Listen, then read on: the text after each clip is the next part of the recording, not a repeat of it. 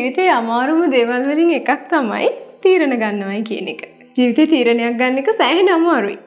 ජීවිතේ තීරණයක් ගන්න කලින් අපි ගොඩක් දේවල් ගැන සැලකිලිමත් වෙන්න ඕනේ.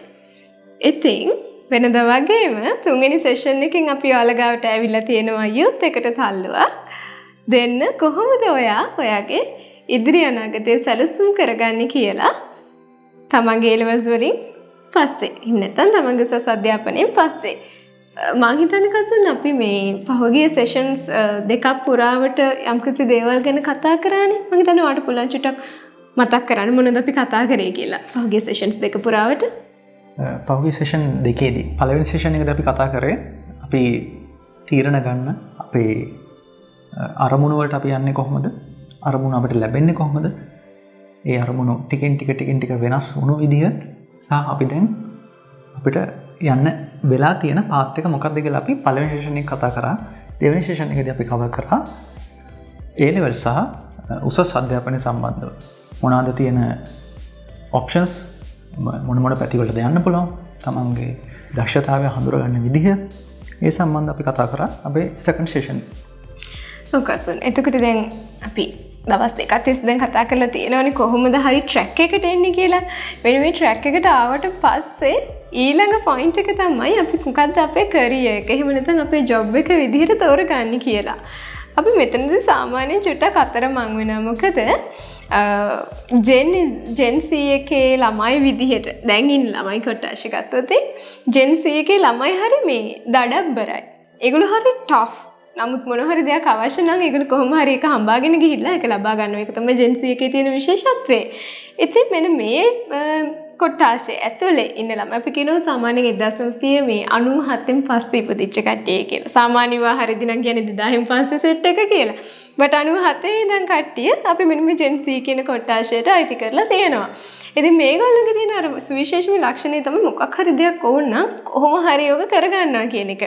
එතකොට මෙයාලගේ අපි දකින විශේෂම දෙයක් තමයි මේ තමන්ගේ රැකියාව තෝරගැනීම සම්බන්ධයෙන්. ඒගොල්ලෝ හරි කැමති තමන්ගේම දෙයක් කියලා පටන් ගන්න තියෙනවා නම්. එහෙම නැත්නම් මේ මොකක් හරි කම්පැනි එකකට ගිහිල්ලා මොකක් හරි හොඳ මේ රැකියාවක් ලබා දෙන තැනකට ගිහිල්ලා දෙයක් කරනවට වඩා මොකට ආසාවක් තියෙන අපි දැකලා තියෙනවා ඒක. මේගොල්ලන්ට හරි ආසාවක් තියෙන උනන්දුවක් තියෙනවා තමන්ගේම කියලා දෙයක් පොඩියට හරි පටන් ගන්න. ඉතින් අද දවසේ අපි කතා කරන්න ලෑස්ති වෙලා ඉන්නේ මේ රැකියාව සම්බන්ධ සහ මේ රැකියාව කරන්න පෙළඹෙන සහ තමන්ගේම දෙයක් කරන්න උත්සාහ කරන අයගේ thinking pattern ගැන උදාහරණ සහිතව. එහෙම නේද පොලි? අනිවාර්යයෙන්ම. මොකද මේ මොන හරි දෙයක් ගැන කතා කරනකොට මම හිතන්නේ කසුන් ඔයාලා කිව්වත් වගේ උදාහරණ එක කතා කරන එක තමයි හොඳම දේ. ඒ කියන්නේ තව කෙනෙක් මේක කොහොමද කරලා තියෙන්නේ? ඒකට මං කරොත් මට මොනවද එයාගේ මේ ඒ ආපු ගමනේ මොනවද මට ගන්න පුළුවන් ලෙසන්ස් මේ දේවල් අපි දැනගෙන ඉන්න එක හරි වැදගත් හරි වටිනවා. ඉතින් ඔය දේවල් කතා කරන්න සරලවම කිව්වොත් ඔයාගේ උසස් පෙළ අධ්‍යාපනය ඉවර වෙලා එහෙම නැත්නම් ඔයා දැන් පදයක් කරනවා නම් එහෙම නැත්නම් ඔයා ඩිප්ලෝමාවක් හදාරනවා නම් අන්න ඒ අධ්‍යාපන කටයුතු ඉවර වුණාට පස්සේ ඔයාගේ පොයින්ට් එක ඔයාගේ ටාගට් එකට ඔයා යන්නේ කොහොමද කියන එක කතා කරන්න තමයි අද යූත් එකට තල්ලුවක් ප්‍රෝග්‍රෑම් එකේ මමයි කසුනේ ඇවිල්ලා ඉන්නේ. කසන් දැන් මේ අපි කිව්වනේ අපි දැන් කතා කරන්න යන්නේ thinking patterns ගැන කියලා. ඔයා හිතන විදිහට කෙනෙක්ගේ thinking pattern එකට කෙනෙක් හිතන පතන විදිහට බලපාන මූලිකම කාරණේ මොකද්ද? එක එක සාධක තියෙන්න පුළුවන්. දැන් සමහරවිට අපිට ගෙදරින් හම්බෙච්ච ආభాෂ වෙන්න පුළුවන්. අපි පළවෙනි සෙෂන් එකේදීත් ඒක කිව්වා. අපි දෙයක් මේ අවිධිමත්ව ඉගෙන ගන්න පළවෙනිම තැන තමයි මේ ගෙදර අපේ වටපිටාව. එතකොට ඒ වගේ ඔයා හිතන විදිහට කෙනෙක්ගේ thinking pattern එකට බලපාන සාධක මොනවද? thinking pattern කියන එක දවසින් දෙකකින් හදන දෙයක් නෙවෙයි. thinking pattern එක අපි පොඩි කාලේ ඉඳන්ම ක්‍රමක්‍රමයෙන් වර්ධනය වෙච්ච දෙයක්. ඒක පුද්ගලයන් පුද්ගලයාට වෙනස් වෙනවා. අපිට පොඩි කාලේ ඉඳන්ම වැටෙන නීති රීති මාලාව ඇතුළත අපි හැම වෙලාවෙම වැඩ කරන්න උත්සාහ කරනවා. සමහරව ඒ නීති රීති මාලාව වලින් පිට වැඩ කරන්න උත්සාහ කරනවා. හැබැයි මේ පිට වැඩ කරනවා කියන එකේ මීනින් එක සමහරකට හොඳ දෙයක් වෙන්නත් පුළුවන් නරක දෙයක් වෙන්නත් පුළුවන්. අපි ව්‍යවසායකයෙක් ගැන ගත්තොත් දැන් අපි කතා කරපු ටොපික් එකත් එක්ක නීති රාමුව ඇතුළත එයා වැඩ කරනවා කියන්නේ සාම්ප්‍රදායික ව්‍යාපාරිකයෙක්. නීති රාමුව පිට වැඩ කරනවා කියන එක තේරුම එයා අලුත් දේවල් හොයාගෙන අලුත් මාවත් විවර කරගෙන තමන්ගේ ගමනට අත්වලක් සපයාගෙන ඉස්සරහට යන කෙනෙක්. මම හිතන්නේ එයාගේ thinking pattern එක මේ ordinary කෙනෙක් එහෙම නැත්නම් සාමාන්‍ය කෙනෙක්ට වඩා සෑහෙන වෙනස් නේද? ඔයා හිතන්නේ මේ එහෙම අර යුනික් විදියට හිතන එකේ මේ මොනවද තියෙන වාසි? යුනික් විදිහට හිතන්න පවා පෙළඹෙන්නේ අපි පොඩි කාලේ ඉඳන් අපිට ලැබෙන ආభాෂයත් එක්ක. ඒක අපිට සෑහෙන බරපතල විදිහට ජීවිතේට බලපාන අනිවාර්යයෙන්. thinking pattern එකට බලපානවා.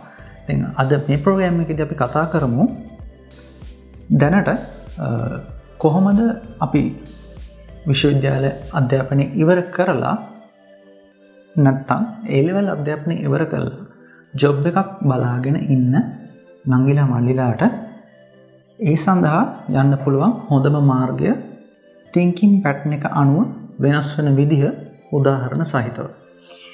අනිවාර්යෙන් කසුන්. දැන් මේ thinking pattern එකත් එක්ක අපි උදාහරණ තරම් කතා කරන්න යනවනේ කසුන් මුලින්ම උදාහරණයක් දෙන්නකෝ මේ ව්‍යවසායකයෙක්ට. ඔයා ව්‍යවසායකයා කියන වචනේ කිව්වම මට හිතෙන්නේ මේ වචනේ මේ හරි ඉන්ටරෙස්ටිං. ස්පෙෂලි අපේ Gen Z එකේ ළමයි ටික මේක අහනවා නම් අපේ ආදරණීය අංගල මාලිලා මේ ප්‍රෝග්‍රෑම් එක බලනවා නම් ඔන්න ඔයාලා ගැන තමයි අපි අද කතා කරන්න යන්නේ මූලිකවම. මොකද ඔයාලා හරි ස්ටබන්. එනවාට අපි දන්න මොකක් හරි ගෝල් එකක් තියෙනවා නම් ඔයාලා කොහොම හරි මැරිලා හරි die cry you will get that one day. ඉතින් ඔය විදිහට අපි ඒක ගැන කතා කරන්න මුලින්ම පටන් ගමු. පුංචි එක්සැම්පල් එකකින් අපිට කවද ගන්න පුළුවන් එක්සැම්පල් එකකට. අපිට ජාත්‍යන්තර වශයෙන් ගත්තොත් වෙනස්ම විදියට හිතන කැරක්ටර් එකක්. කියන්නේ අපි නිකන්වත් හිතන්නේ නැති දේවල් නේද? ඔව්. අපිට හොඳම උදාහරණයක් ගන්න පුළුවන් ඊලන් මාස්ක්. ඊලන් මාස්ක් කියන පුද්ගලයා ඔයගලන් Google කරොත් මේ සම්බන්ධ සම්පූර්ණ විස්තරය දැනගන්න පුළුවන්. මම සරලව කියන්නම්. ඊලන් මාස්ක් කියන පුද්ගලයාගේ ප්‍රධාන අරමුණ ප්‍රධාන ටාගට් එක වෙලා තියෙන්නේ අඟහරුවල ජනාවාස ඉදිකරන එක. අපිට මේ ලෝකෙවත් මේ ඉන්න බැරි වෙලා තියෙනකොට ඔන්න ඉතින් මේ ග්‍රහලෝකේ ජීවත් වෙන එක මිනිස්සෙක් හීන දකිනවා. හීන දකිනවා විතරක් නෙමෙයි හීනේ යථාර්ථයක් කරගන්නත් මං හරි නේද? හීනේ යථාර්ථයක් කරගන්නත් යන්නේ අඟහරුවල ජනාවාස පිහිටවන්න. මං හිතන්නේ බොහොම ඉන්ටරෙස්ටිං කතාවක් කසුන් ගාව තියෙන කසුනවා කන්ටිනියු කරගෙන යන්න. ඊලන් මාස්ක් ගැන අපි කතා කරනකොට අපිට අමතක කරන්න බෑ එයාගේ ප්‍රධාන කම්පැනි දෙක වෙන SpaceX සහ Tesla කියන කම්පැනි දෙක. මේ කම්පැනි දෙක දැන්ට ලෝකේ බිලියන් ගණන් හම්බ කරන බොහෝම සාර්ථක ව්‍යාපාර. Tesla සහ මොකක්ද අනිත් එක කිව්වේ? SpaceX. SpaceX මේ අපි මුලින් Tesla ගැන කතා කරලා නේද? Tesla මේ ස්පෙෂලායිස් වෙන්නේ කොහොමද කසුන්? Tesla ස්පෙෂලායිස් වෙන්නේ ඉලෙක්ට්‍රොනික වෙහිකල් වලට. ගොඩක් කාලයක් ගොඩක් දෙනෙක්ගේ මතේ තිබ්බේ පෙට්‍රල් ඩීසල් වගේ වාහන වලින් දෙන ඒ බලය කවදාවත් බැටරි පාවර් එකක් තියෙන වාහනකින් ගන්න බෑ කියලා. ඒ වුණාට ඒ මතේ බිඳලා දාලා රාම්වින් පිට හිතලා ඊලන් මාස්ක් කියන පුද්ගලයා දැනට ලෝකේ තියෙන වේගවත්ම ඉලෙක්ට්‍රොනික වාහන නිපදවන්න බවට මේ මොහොතේ පත් වෙලා තියෙනවා. අනිවාර්යයෙන් මම හිතන්නේ කසුන් මේ අපිට බොහොම ඉන්ටරෙස්ටිං වීඩියෝ එකක් පෙන්වන්න පුළුවන් මේ වෙලාවේ නේද? ඊලන් මාස්ක්ගේ මේ ප්‍රොඩක්ට් එක ගැන. අපි ඊටු ටික කතා කරමු මේ වීඩියෝ එක බලලා ඇවිල්ලා.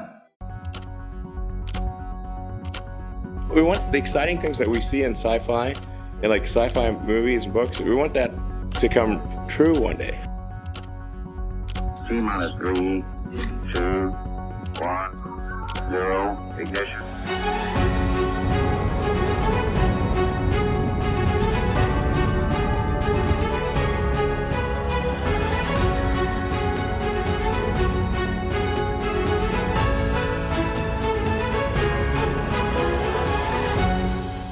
In fact, I think hardly anyone in the public knows that this is happening. Like, how do we, get this message across? Hey, really cool stuff's happening, tune in. SpaceX is like no other rocket company. They're in an unglamorous building, in the middle of nowhere, in kind of a industrial zone. But when you walk into the doors and all of a sudden you see they're making these pristine, gorgeous rockets. It feels like you've walked into a factory on another planet.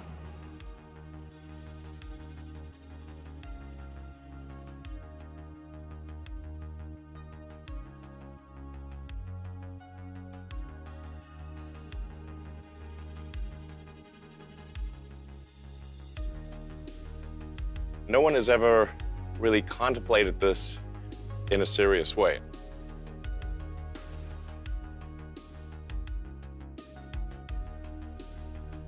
In the beginning, we thought, this is so crazy. What are we doing trying to come up with something like this? And then over time, we're like, yeah, and it can definitely be done. And now we're just kind of arguing over the details.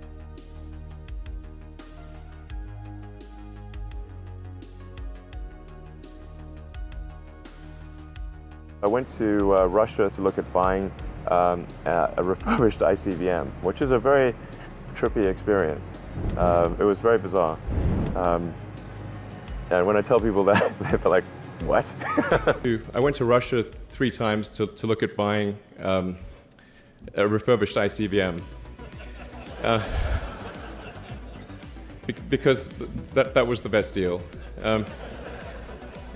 And I can tell you it was very weird going there in 2000, late 2001, 2002, going to the Russian rocket forces and saying, I'd like to buy 2 of your biggest rockets, but you can keep the nuke. Musk made 3 trips to Russia trying to buy an intercontinental ballistic missile called the Dnieper. Turns out the Dnieper was so expensive his idea never flew. So Musk decided that the only way to get an affordable rocket was to build it himself. And he started SpaceX. The odds of me coming into the rocket business, not knowing anything about rockets, not having ever built anything, I mean, I would have to be insane if I thought the odds were in my favor. How did you get the expertise to be the chief technology officer of a rocket ship company? I do have a physics background. That's helpful as a foundation. And then I read a lot of books and talked to a lot of smart people. You're self-taught? Yeah. Well, self-taught, yes, meaning I don't have an aerospace degree. So how did you go about acquiring the knowledge? Well, like I said, I read a lot of books, talked to a lot of people, and have a great team. Raw metal comes in, and then we build the engines, the airframe, the electronics, and we integrate all of that together. And that's all done more or less under one roof. Metal comes in one end of this factory. Yeah. Spaceships come out the other. Yes. You know, there are American heroes who don't like this idea. Neil Armstrong, Gene Cernan have both testified against commercial spaceflight and the way that you're developing it, and I wonder what you think of that. Now is the time to overrule this administration's pledge to mediocrity. I was very sad to see that because those guys are, yeah. You know, those guys are heroes of mine, so it's really tough. They inspired you to do this, didn't they? Yes. And to see them casting stones in your direction. It's difficult. But you know, like, creating a company is almost like having a child. So it's sort of like, how do you say your child should not have food? So once you have the company, you have to feed it and nurse it, and take care of it, even if it ruins you. Yeah. In 2008, the rocket company is not going well. You've No. had 3 failures. Great. The car company is hemorrhaging money. Yeah. And the American economy has tanked in the worst recession since the Great Depression. Right. What was that year like for you? And I'm getting divorced, by the way, to add to that. That was definitely the worst year of my life. But at the age of 37, he hit rock bottom. His first rockets failed to reach orbit. End of 2008. How did you get through that period of crisis? Yeah. Can we just break for a second? Sure, of course. Yeah. I remember waking up the Sunday before Christmas in 2008 and thinking to myself, man, I never thought I was someone who could ever be capable of a nervous breakdown. But I felt this was the closest I've ever come. Because it seemed pretty dark. We were running on fumes at that point. We had virtually no money. So a fourth failure. A fourth failure would have been absolutely game over. Done. SpaceX bankrupt. Yeah, it's bad enough to have 3 strikes. Having 4 strikes, it's really kaput. Flight 4 was flawless. In Musk's world, It lit the darkness. Stage separation. Separation confirmed.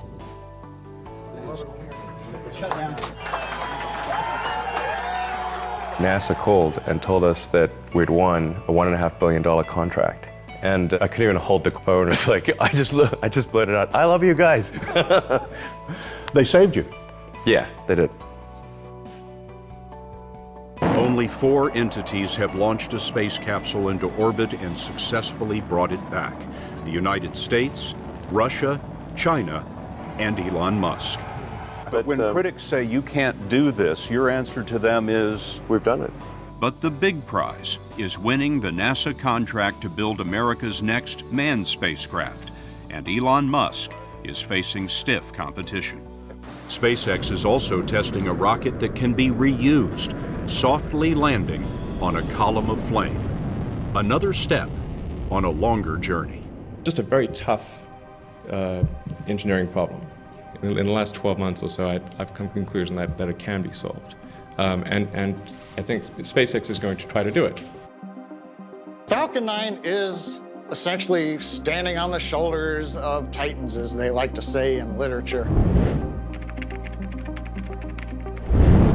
We've built upon a lot of those lessons, the things that NASA has learned. We've taken that, but used kind of a clean sheet of paper that says, how can you build a rocket knowing that we want to do things that have not been done before? After years of designing and testing the Falcon 9, in 2015, SpaceX set out to make history by attempting the first ever landing of a first-stage orbital rocket. I've heard it described as you're standing on the top of the Empire State Building and you drop a pencil off and you have to land the pencil on its eraser on a postage stamp.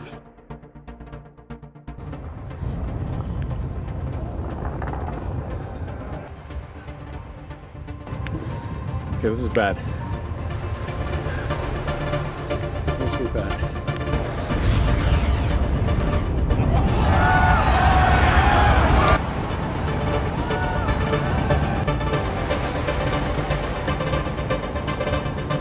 It's standing up. It's standing up. Look at this. Look at it. Look at it. It's just sitting there. Look at that. What? Holy smokes, man. Wow, this thing actually landed intact and amazing. That was crazy. Heavy lift capability is the critical technology needed to enable human missions to Mars, and a reusable heavy lift vehicle is the critical technology needed to settle Mars. In the need for an urgent abort, operators shall call hold on the primary countdown net. Combat secure for T0 88.3 degrees. Reminder, side booster engine startup is at T-minus 7 seconds. SpaceX Falcon Heavy, go for launch. 3, 2, 1.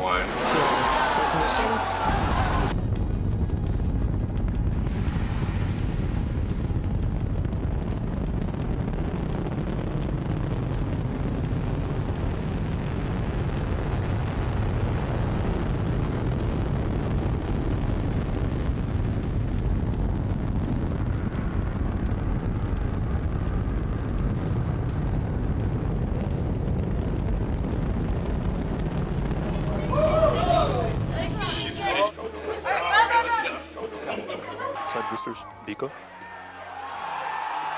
Center.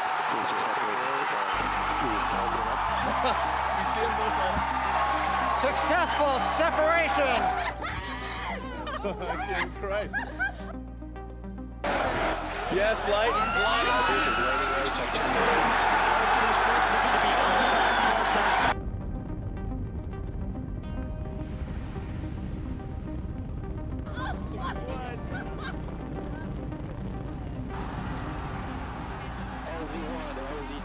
Side boosters have touchdown. Landing operators move on to 11.100 on recovery 1 and recovery 2.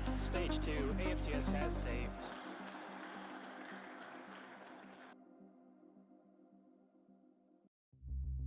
Before SpaceX can launch crew, 2 major milestones must be completed without crew. The first is the Demonstration 1 mission, or Demo 1, in which SpaceX must autonomously fly their Crew Dragon capsule to the International Space Station and back. The second test is called the Launch Escape Test, also known as the In-Flight Abort Test. If the rocket fails, the Dragon capsule's emergency abort system is triggered, ejecting the capsule safely away from the rocket. Then there is the third and final test, called the Demonstration 2 mission, or Demo 2, which will launch NASA astronauts Bob and Doug to the space station. Demonstration 1 mission, or the Demo 1 mission, is an uncrewed flight. We're sending the Dragon autonomously to space station to dock and come home. Today's launch marks the beginning of the Crew Dragon Demo 1 mission. This is one of SpaceX's most challenging milestones yet, a 5-day uncrewed journey to the International Space Station and back. 3, 2, 1, 0. Ignition, liftoff.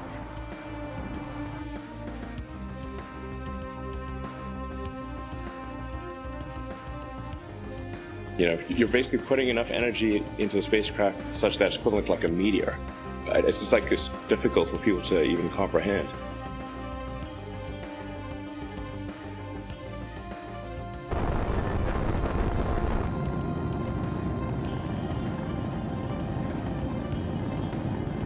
Stage 1 throttle bucket. Power and telemetry nominal. The first one is going to be the main engine cutoff, or MECO. That's when the 9 Merlin 1D engines that you can see on your screen right now will cut off shortly before a stage separation.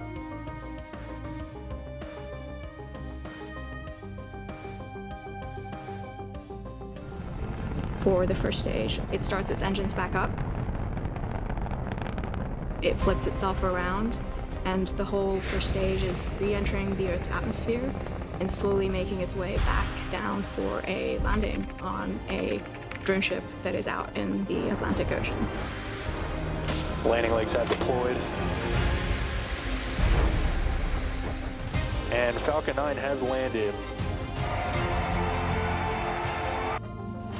After the first stage separation is complete, the Crew Dragon capsule is propelled into orbit by the second stage. The second stage is lighting up its engine, and it's taking the Dragon spacecraft into orbit. Once the second stage successfully gets Dragon into the orbit that it is intended to go, it separates Dragon and moves away. This is a pivotal moment. The separation of the second stage from the Dragon capsule is the final step of the launch sequence. Dragon, separation confirmed. It's amazing. This is a game changer. The launch vehicle places it in orbit. That's low Earth orbit. It's actually fairly below and behind the International Space Station. And it'll perform a number of burns or maneuvers where it'll catch up to the space station. And it's got to match that speed. And eventually, when it catches up to it, it's got to slow down. Now, if it goes too fast, it's going to go past the speeder. If it doesn't go fast enough, it'll eventually not be able to catch that speeder. So it's the same sort of process. This is a fairly critical operation because this is the first time this vehicle has ever flown, and we want to make sure it does not collide with the space station. Ultimately, the vehicle is fundamentally flying itself, but we also have ground control who's monitoring it and sending up a certain amount of commands. There's also a certain amount of access that people on the space station, they can see what's happening on Dragon and are in contact with the ground control at the same time. The Crew Dragon spacecraft uses an automated system that is able to sense the position of the space station relative to the capsule and is able to guide the capsule into dock with station. Orientation is expected. Vehicles in the corridor, performing review. We stop within about 20 meters of the docking port that's on the International Space Station. Hold command sent. Copy hold.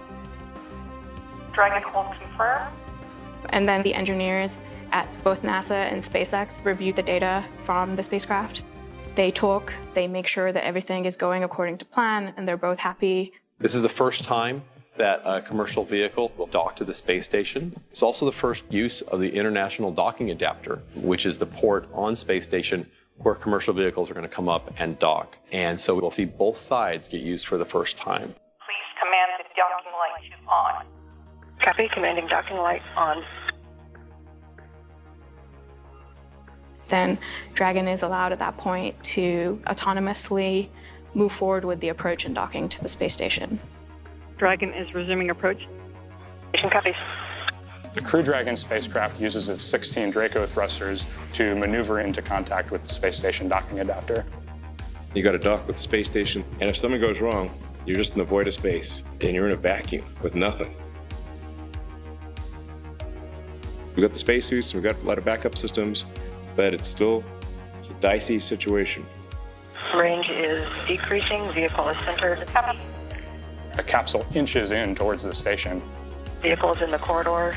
Orientation as expected. Copy. Crew Dragon has a variety of safeties in place so that should anything go off nominal, the capsule will automatically retreat and keep the station safe. All video and overlays look nominal. All status fields are showing expected status. The station crew is ready for docking. This is the first time that a commercial vehicle has autonomously docked to the space station. Vehicle mode is approach to docking port. Primary range is decreasing.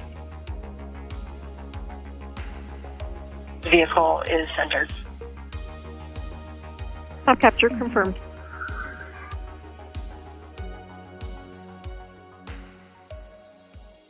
Watching Demo 1 vehicle dock with the space station was amazing.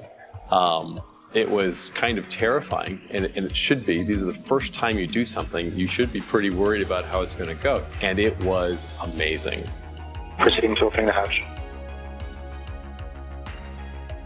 On behalf of Ripley, Little Earth, myself, and our crew, welcome to the Crew Dragon. Welcome to the new era in spaceflight. Dragon stayed docked with the space station for 5 days.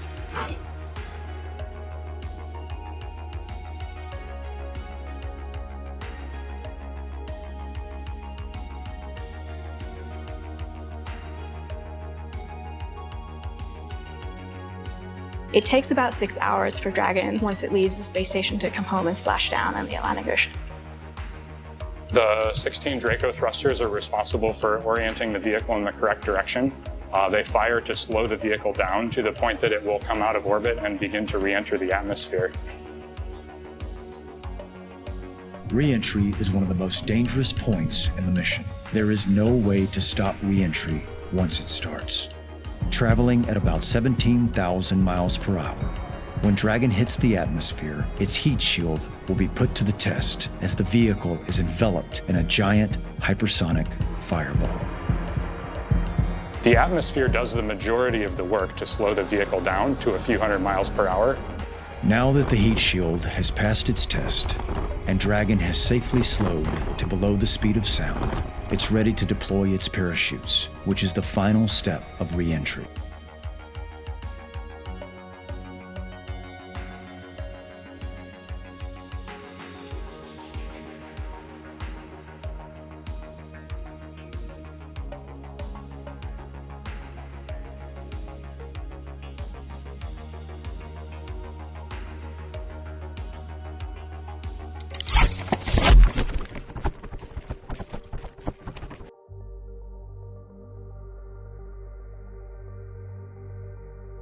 Key NASA and SpaceX officials have gathered in Firing Room 4, also known as Launch Control, at the Kennedy Space Center. They will oversee today's critical in-flight abort test. If this test fails, the Crew Dragon program will suffer a major design setback. Now, as a reminder, the ground is not commanding this abort. It's up to the onboard computers to determine when to trigger the launch escape and do all the functions afterward. Once Dragon does trigger the launch escape, the first event will be commanding Falcon 9 to shut down its 9 Merlin engines. Now, as Marie and I mentioned earlier, Dragon will then separate from the Falcon using its 8 Super Draco engines, firing for about 8 seconds. That carries Dragon capsule with the trunk up and away from Falcon. Now, once they finish firing the Super Dracos, we coast, we jettison the trunk at apogee, we reorient the capsule to come back for entry into the Earth's atmosphere. We deploy about 2 minutes after apogee the drogue chutes, and about a minute after that, the 4 main parachutes will be released.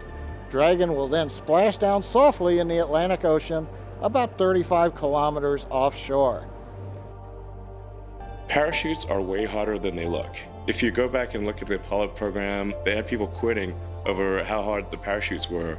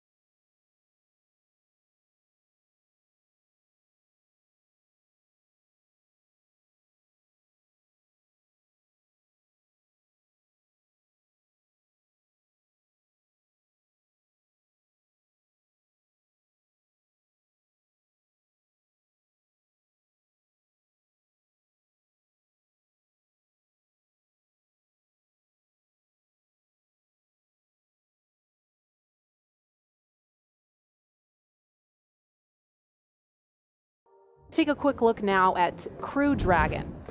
It stands almost 27 feet tall from the bottom of the trunk to the top of the nose cone. And Crew Dragon is composed of two main elements. The capsule, that top portion, is designed to hold crew and pressurized cargo, and it has an unpressurized section known as the trunk that's down below. For today's test, much of the exciting work is going to be done by the Dragon's 8 Super Draco engines we talked about, built directly into the capsule. Falcon 9 is in startup. Dragon is in countdown. FTS is armed. Go for launch. 3, 2, 1, 0. Ignition. Liftoff. When you watch a launch abort test, you're wondering, has everything been done to get this vehicle ready for an end-to-end test in one of the most stressful and dynamic scenarios you can imagine for spaceflight? State-on propulsion nominal. Falcon power and telemetry nominal. MECO, tracking launch escape initiated. Triple firing is looking good. Stage 1, toggle down.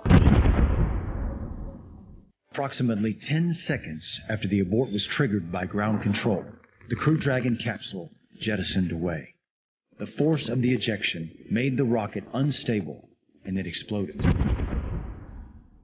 But the Dragon capsule was already safely a mile away.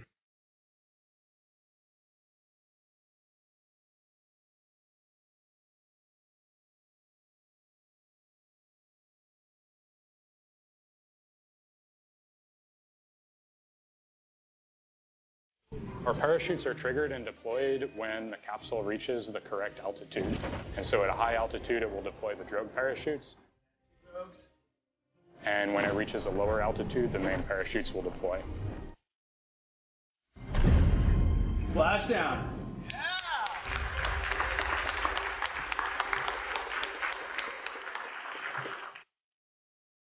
You know, the system is more than just a spacecraft. It's the people behind it that are operating it across teams. But for all the triumphs and all the successes and all the attention that a company like SpaceX gets, they have not flown humans before. That's a huge responsibility. I mean, NASA's astronauts are their pride and joy. They're national heroes, and their lives are being entrusted with these companies. So we're going to see if they can pass that test. We're turning every stone over 3 times or 4 times just to get that probability of success as close to 100% as possible. And they're just turning the corner, getting inside that elevator.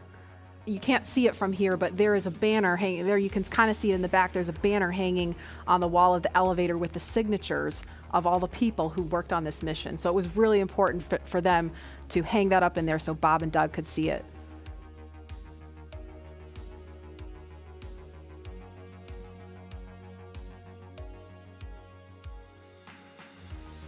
Good morning, welcome aboard. Dragon, SpaceX, Comcheck, Ground Station. Bob, Doug, on behalf of the entire SpaceX team, it's been a huge honor to help you get ready for today's historic mission. Know that we're with you, have an amazing flight, and enjoy those views of our beautiful planet. Dragon, SpaceX, seats are in the launch position. We copy. 4, 3, 2, 1, 0. Ignition. Liftoff of the Falcon 9 and Crew Dragon. Go NASA, go SpaceX, Godspeed, Bob and Doug. America has launched. And so rises a new era of American spaceflight, and with it the ambitions of a new generation continuing the dream. On behalf of the entire launch team, thanks for flying with Falcon 9 today. We hope you enjoyed the ride and wish you a great mission.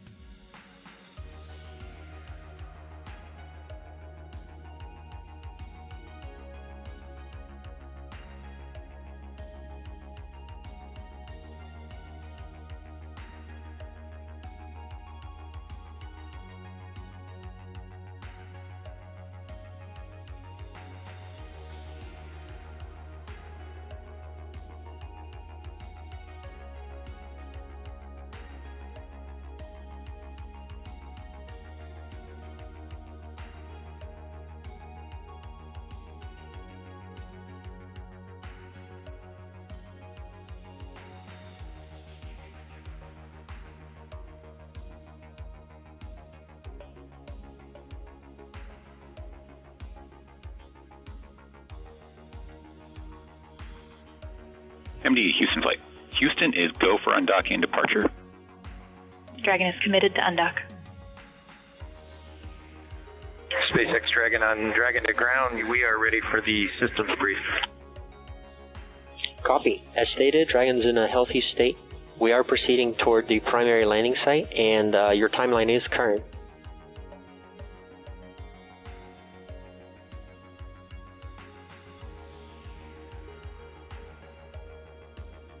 Visual, 2 drogues out. 300 meters. We are braced for splashdown. Copy, brace for splashdown. Endeavor, on behalf of the SpaceX and NASA teams, welcome back to planet Earth, and thanks for flying SpaceX. I think like my entire adrenaline, it was just dumped, you know. It's like, thank God, you know. It's a humbling experience to be a part of what was accomplished. And this is the result of an incredible amount of work from people at SpaceX, people at NASA. This has been 18 years to finally fly people to orbit and back. You know, I think this is something that the whole world can take some pleasure in, and can really look at this as an achievement of humanity. And there's, you know, these are difficult times when, you know, there's not that much good news, and I think this is one of those things that is universally good, no matter where you are on planet Earth. This is a good thing, and I hope it brightens your day. Thank you.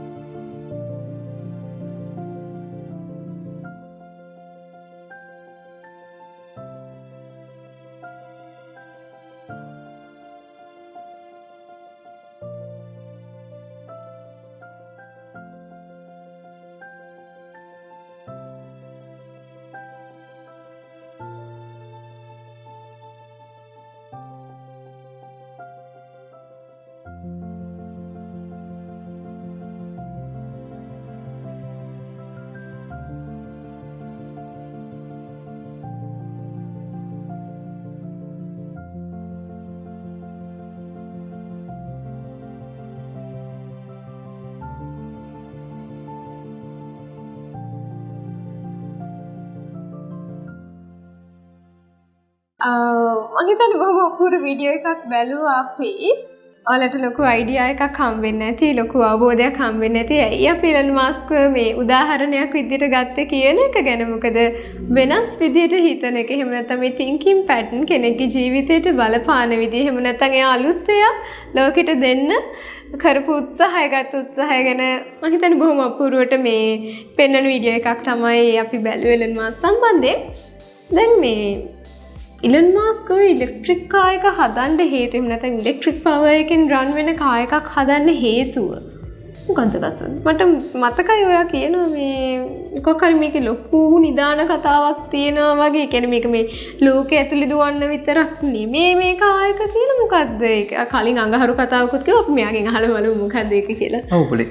එයාගේ ප්‍රධාන අරමුණ මම කලින් කිව්වා වගේ අඟහරු වල ජනාවාස පිහිටවන එක.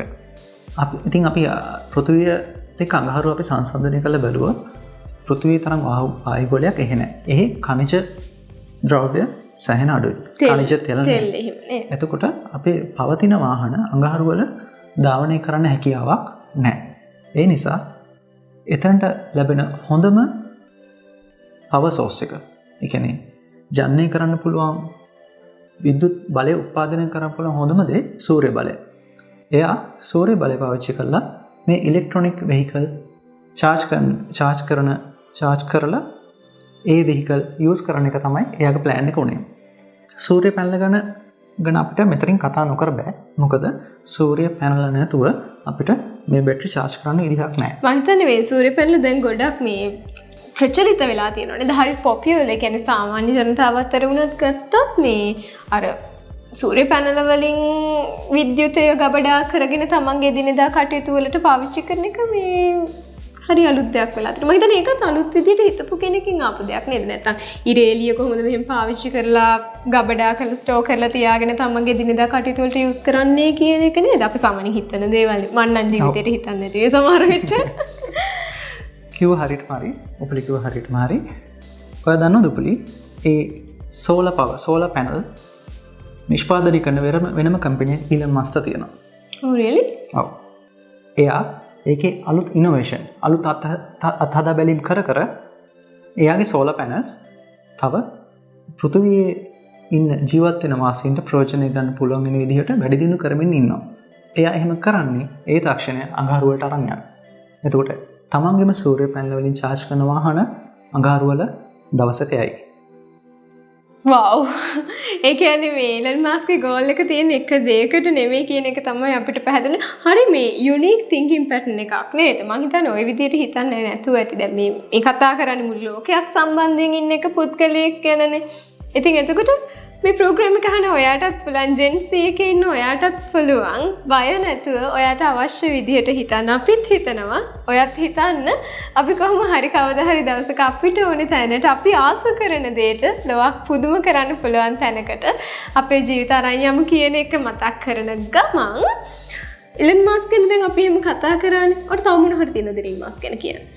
Elon මාස්ක්ගේ තව කතා කරන්න ගොඩක් දේවල් තියෙනවා. එහෙමත් මේ ප්‍රෝග්‍රෑම් එක කරන්න තනිකර නම් මේ ඉලන් මාස්ක් ගැන තමයි අපිට කතා කරන්න වෙන්නේ. එහෙම කතා කරනවා නම් හරි. ඒ වගේ තව කවුද මේ ඩිෆරන්ට් තින්කින් පැටර්න්ස් තියෙන පුද්ගලයෝ විදියට අපිට රෙකග්නයිස් කරගන්න පුළුවන්?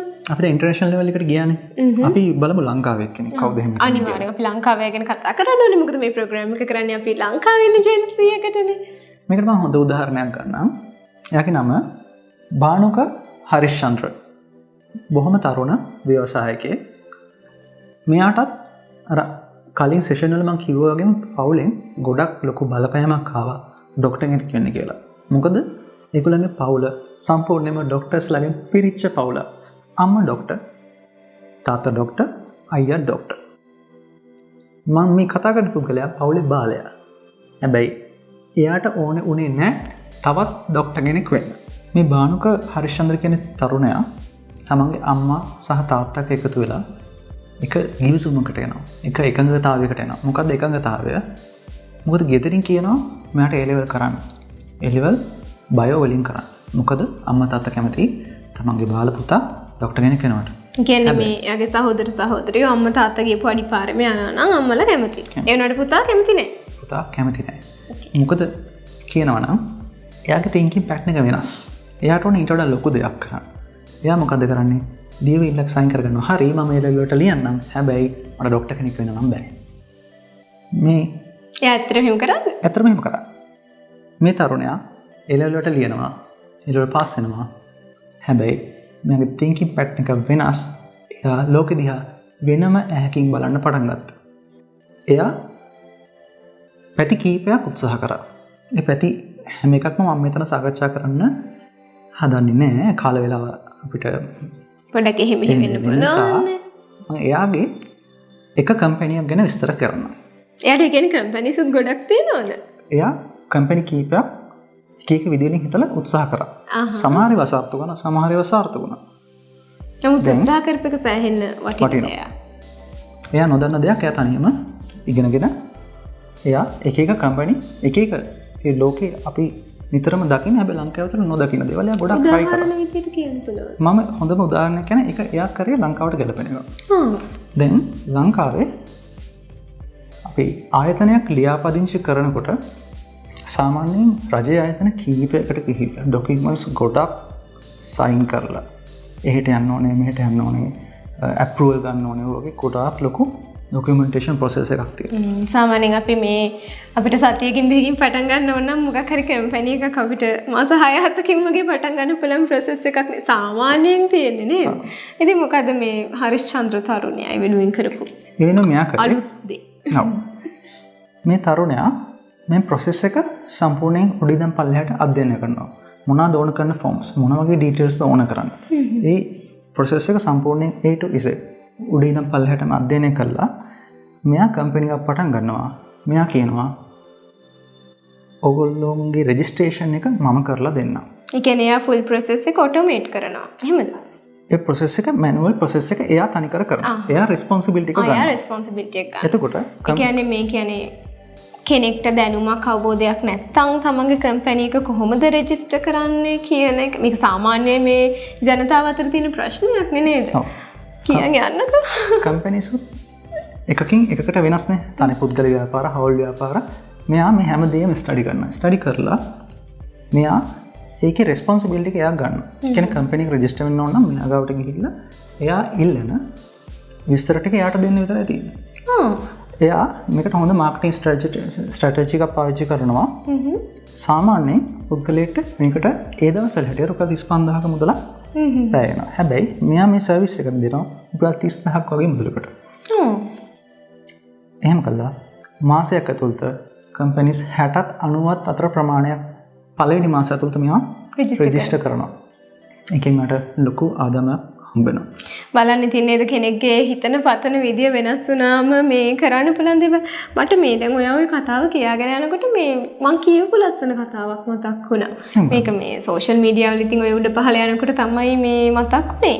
කියන්නේ අර අපි කෙනෙක් හිතන විදිහ කෙනෙක් දේවල් දකින විදිහ කවදාකවත් අව탁සේරු කරන්න හොඳ නෑ කියන එකයි අපි ව්‍යවසායකයෙක් වෙනවා නම් අනිත් කට්ටියට කොච්චර අහුම්කම් දෙන්න ඕනද ඒ අහුම්කම් දීමේ අවශ්‍යතාවය කොච්චර වටිනවද කියන එකයි පිළිඹු කියන කරන කතාවක්.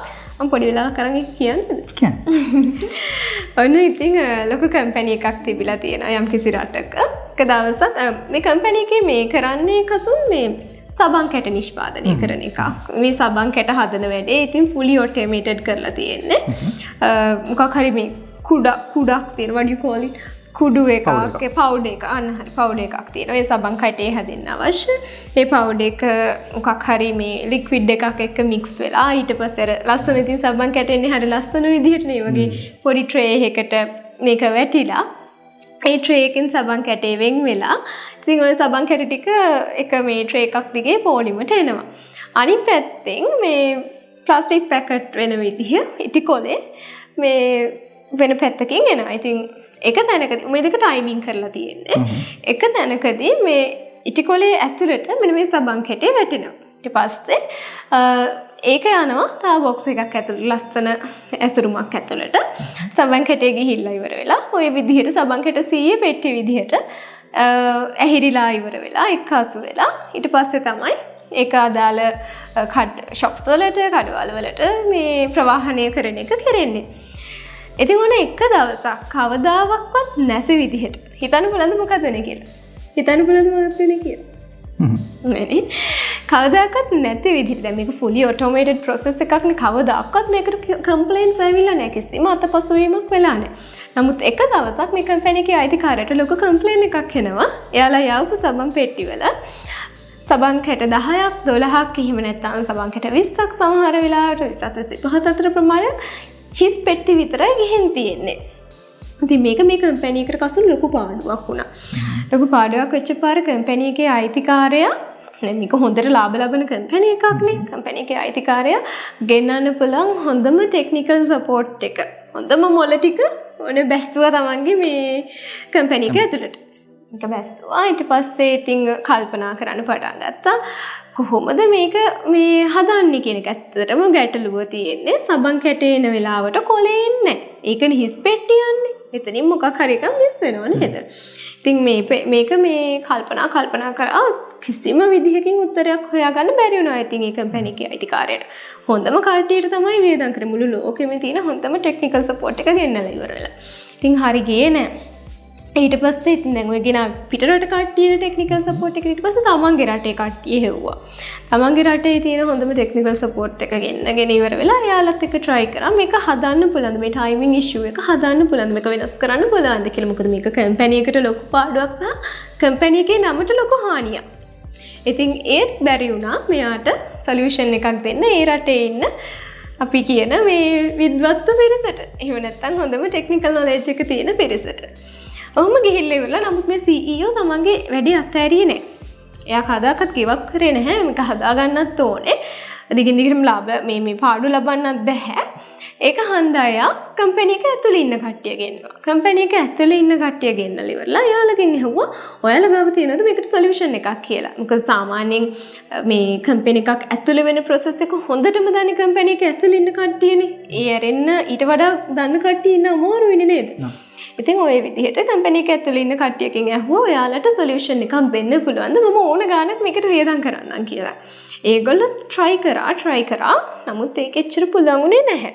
මෙන්න මේ වෙලාවේදී එයාට එක්කෙනෙක්ගෙන් විතරක් අහන්න උනේ නැහැ.